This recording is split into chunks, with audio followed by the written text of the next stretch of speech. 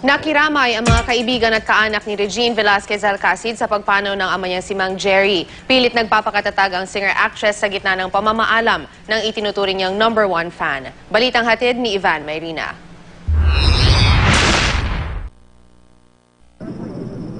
Halos wala nang paglagyan ng mga bulaklak sa kapilya ng Manila Memorial Park sa Bulacan, kung saan nakaburol si Mang Jerry, ama ng tinaguriang Asia Songbird na si Regine Velasquez Alcacid.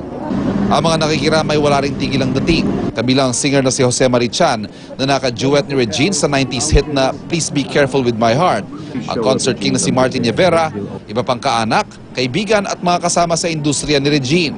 Pumanaw si Mang Jerry dahil sa cardiac arrest, sanhi ng sari-saring komplikasyon at sepsis. I am known as the daughter of Mang Jerry. He's my #1 fan.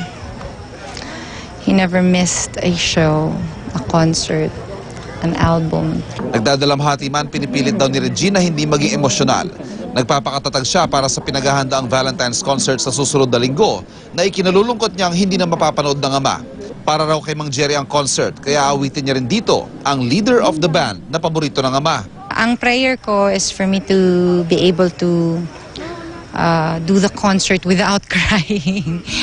Tapos ayoko muna ring umiyak at maging emotional itong buong week na to kasi mauubos ko yung boses ko. So iyak ako after the concert na lang. But I'm sure you'd still be there. Nagpapasalamat si Regine sa mga fans na sumusuporta sa kanilang pamilya sa gitna ng pagdadalamhati. Ivan Mayrina, GMA News. Simula pa lang yan ang ating balitaan, more entertainment news sa pagbabalik ng Star Bites.